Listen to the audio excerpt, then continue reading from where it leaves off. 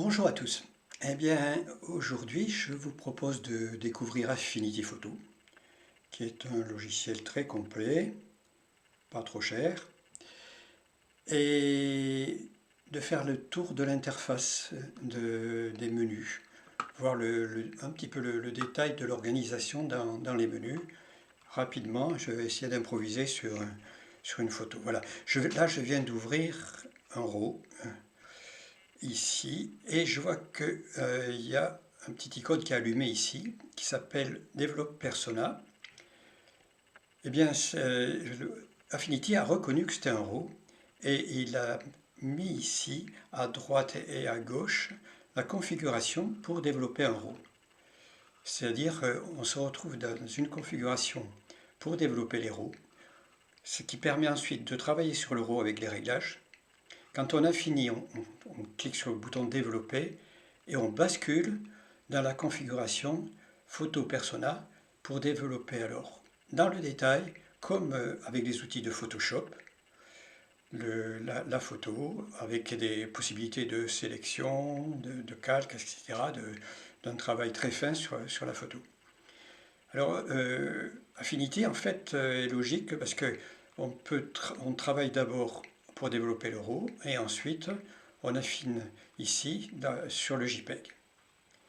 Alors, il a aussi dans le menu, là, ça c'est l'ensemble de ce qu'on appelle les personas, c'est-à-dire les différentes configurations de menus. Ici on a Liquify Persona, c'est pour des déformations diverses que l'on n'utilise pas souvent mais qui peuvent être amusantes.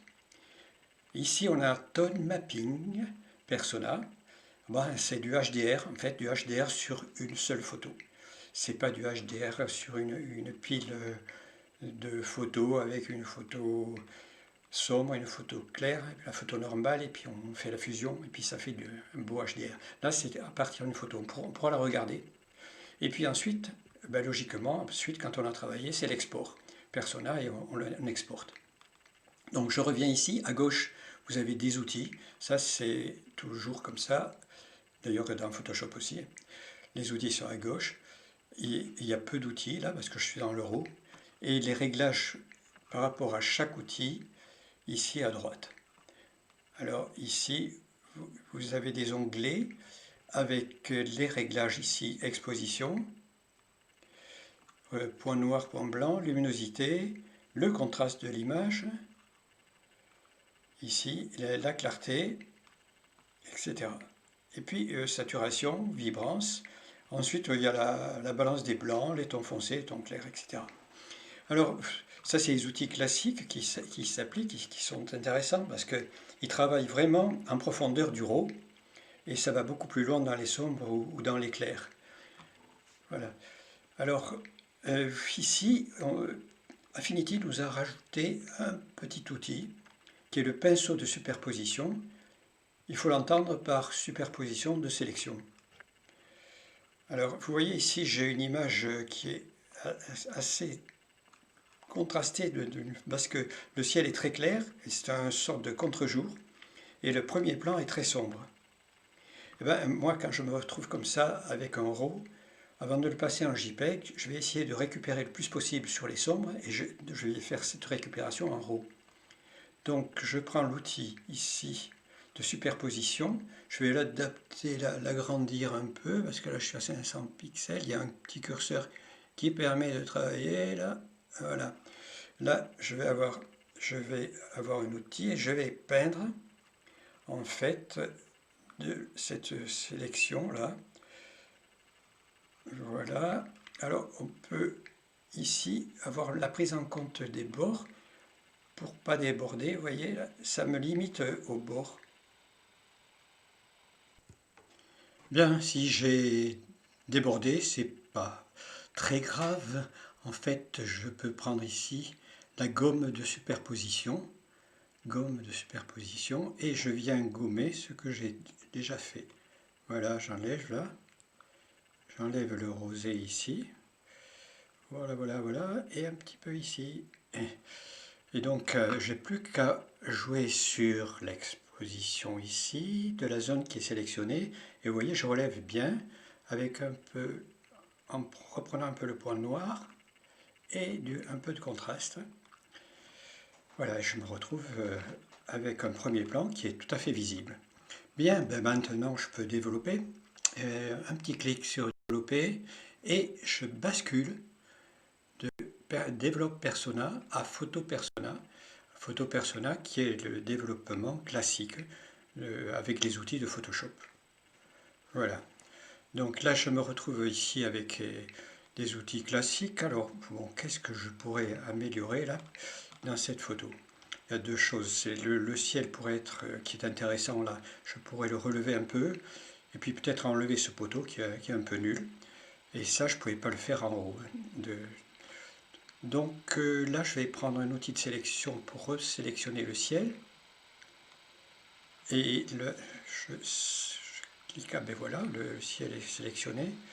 Si j'ai un petit détail là que je veux, non, c'est bon là. Ah non, là, c'est peut-être... Avec la touche Alt, je peux récupérer.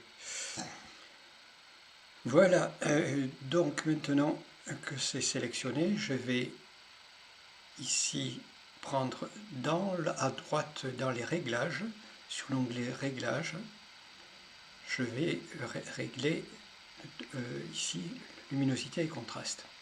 Je vais regarder d'abord les calques. Donc vous voyez sur le calque, il n'y a pas de calque ouvert, je suis qu'avec l'arrière-plan. Je vais faire le réglage. Donc je mets luminosité contraste. Ici, il y a un tableau qui s'ouvre avec le curseur luminosité et l'autre contraste. Je vais ici donner un peu de luminosité et rajouter du contraste.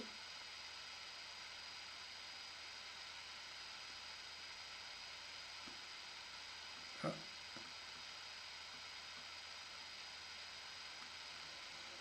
Et maintenant, ici, calque. J'enlève ici. Voilà, je vais sur calque. Et vous voyez que j'ai ici un calque qui s'est ouvert et qui s'appelle réglage de luminosité contraste. Voilà, et ça, tous les réglages que l'on va faire ici, en fait, vont s'appliquer sur des calques, de façon à ce qu'on ne touche pas à l'arrière-plan, qui est la photo d'origine. On peut toujours revenir en arrière.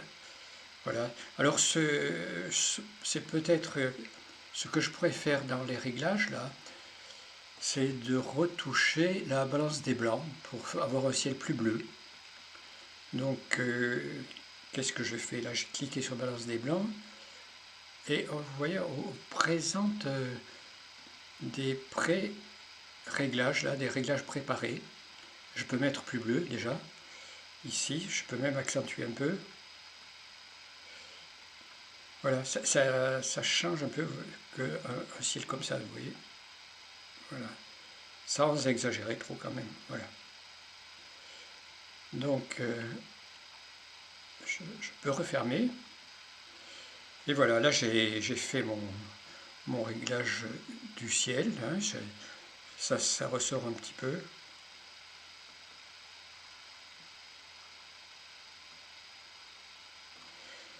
Je vais maintenant désélectionner.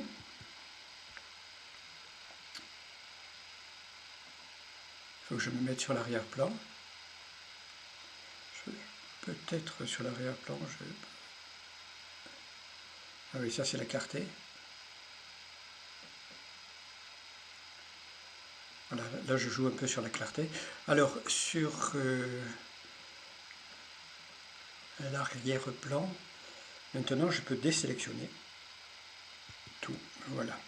Et ce que j'avais dit, ce serait peut-être d'enlever ce vilain poteau là. Et donc je vais chercher dans les outils un petit outil qui permet d'enlever très facilement ici un objet qui nous gêne. Et il s'appelle l'outil d'Inpainting. Alors, Inpainting, outil pinceau d'Inpainting. Voilà, je le valide. Et là, je vais passer l'outil tranquillement sur mon poteau ici. Et j'attends. Affinity va faire le travail là. Voilà, s'il en manque un petit bout, je peux revenir. Parce que peut-être que le pinceau n'était pas assez large. Voilà, donc ici, vous voyez, si je veux faire disparaître un bout de fil, c'est pareil, hein, je peux faire disparaître ce petit bout de fil là. Je pourrais faire ça pour tout l'ensemble. Bon voilà, mais disons que la photo est terminée, après il ne reste plus qu'à exporter. Alors je peux utiliser l'outil export ou aussi mettre exporter dans le menu. Alors exporter dans le menu, ça ouvre le menu, j'exporte, je clique sur JPEG, je vais exporter en JPEG, vous voyez toutes les possibilités d'export, PNG, TIFF, PSD, je peux exporter sur Photoshop, etc. Tous les formats de... Voilà. Après, bon, mettons que j'expose. Voilà pour cette photo, avec le développement de cette façon-là. Et on va s'arrêter, puisqu'on a quand même vu un petit peu, on a fait le tour des possibilités de menu et de l'interface. On a un peu appréhendé tout ce qui est de l'interface d'Affinity Photo.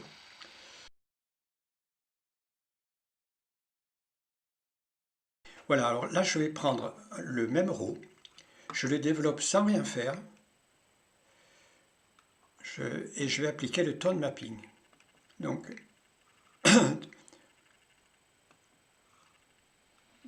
j'applique le tone mapping. Donc là maintenant, je peux faire la courbe de reproduction des tons. Il a fait une conversion du RAW vers le JPEG, hein, mais en utilisant les tons du RAW.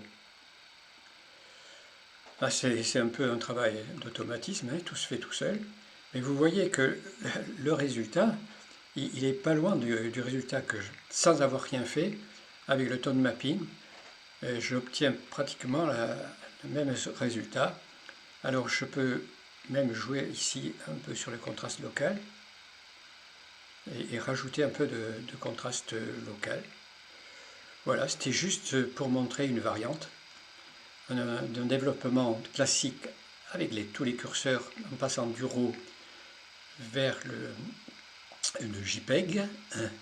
Et là, j'ai pris le RAW et je l'ai directement passé par le tone mapping. Et j'obtiens un résultat pratiquement identique. Bon, mais par contre, là, il faudrait que j'enlève le poteau. Voilà, c'était juste pour montrer l'ensemble des personas. Alors, donc, là, vous avez vu le développement de persona, le photo persona avec les curseurs et le tone mapping ici. Et on a fait un petit peu le tour des capacités d'Affinity Photo. À bientôt.